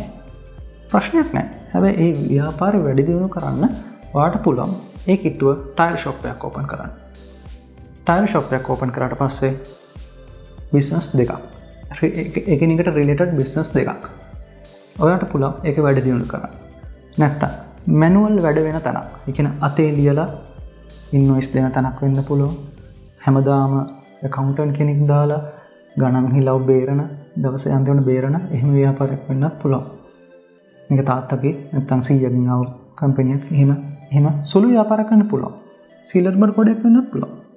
ඒ වගේ දැනට ඔයාලට පුළුවන් ඔයා ටෙක්නොලොජි එකත් එක්ක ඉන්න කෙනෙක් විදිහට මේක ඔටෝමේට් කරන්න. අනිවාර්යයෙන්. පොස් සිස්ටම් එකක් ගත්තොත් පොයින්ට් ඔෆ් සේල් දැන් අපි දකිනවා පොයින්ට් ඔෆ් සේල් දැන් පොඩි කඩවල වල ඒක තියෙනවා. ඒක හරියම ලේසි. බාර්කෝඩ් එකකට ප්‍රොඩක්ට් එකේ මේක ඇල්ලුවම ඒක ටග් ගාලා බාර්කෝඩ් එක රීඩ් කරන ඒකේ ප්‍රයිස් එක ඔටෝමැටිකලි ගන්නවා. ජෙනරේට්. ඒ වගේ. සමහර දේවල් අලුතෙන්ම හිතන්න අවශ්‍ය නැහැ. ඒ වුණාට තියෙන දේ ඩෙවලොප් කරගන්න ඔයාලට හැකියාව තියෙනවා. ඒ කියන්නේ රිසෝසස් ඔයාගේ වටේ තියෙනවා. ඔයාට ඒක අඳුරගන්න තමයි අවශ්‍ය වෙන්නේ. ඔව්. මම කියනවට පොඩ්ඩක් සර්ච් කරලා බලන්න. මෙහෙම බිස්නස් කරන අය ලංකාවේ ඉන්නවද කියලා වල පුදුමයි. මේ ලංකාවේ කොල්ලෝ කෙල්ලෝ කරන වැඩ. නිකන් සර්ච් කරන්න Google එකේ coconut shell eBay කියලා. ඒකල මොකද කරන්නේ? coconut shell කියන්නේ පොල් කටු කියන එක. පොල් කටු ඒගොල්ලෝ යම් කිසි වටිනාකමක් ඇඩ් කරලා පිට රටවල් වලට විකුණනවා. මං කියන්නේ බොරු නම් දැන් සර්ච් කරලා බලන්න ෆෝන් එක අතර ගන්න Google සර්ච් කරලා බලන්න coconut shell eBay. බලන්න පොල් කට්ටක් කීයටද විකිනෙන්නේ කියලානේ. නිකන් ගාන බලන්නකෝ. පොල් කටු, අඹ කොළ. අඹ කොළ, mango leaves. අපි හිතනවාද අඹ කොළයක් අපේ ගෙදර වත්තේ වැටෙන අඹ කොළ අපිට එහෙම විකුණන්න පුළුවන් කියලා. සාමාන්‍යයෙන් අඹ කොළ 100ක් මට මතකයි මේ ඔයා කිව්වනේ අපි අර සර්ච් කරන රුපියල් 4000 ගානකට වගේ විකිනනවා eBay එක ඇතුලේ. අපි ඒක අපේ ප්‍රේක්ෂකයන්ටම බලන්න දෙමු නේද ඒක. Google කරලා බලන්න. දැන් හැමදේම Google කරලා බලන්න පුළුවන්. අපි කියන්නේ ඔයගලන්ට Google කරලා බලන්න පුළුවන්. ඉන්ෆර්මේෂන් තියෙන්නේ අතේ ඉදිරියේ. just one click ahead. ඉස්සර වගේ knowledge එක ගන්න අමාරු නෑ. knowledge එක තියෙන අපේ ඇත්තම අතේ ඉදිරියේ. ඉස්සර knowledge එක ගන්න දැන් අපේ උඹලා තාත්තලා කාලේ පොත් හොයන්න ඕනේ. ඒකට ඒ සබ්ජෙක්ට් එකට රිලේටඩ් පොත් හොයාගෙන ඒවා කියවන්න ඕනේ. ඒකට දැන් එහෙම නැහැ. අපිට ඕන එකක් සර්ච් කරපුවම අපිට ඒකේ සම්බන්ධ knowledge එක අපිට ගන්න පුළුවන්. ඒක නිසා තමන්ගම දෙයක් පටන් ගන්න උනා බය වෙන දෙයක් නැහැ. හැමදේම ඉන්ටර්නෙට් එකේ තියෙනවා.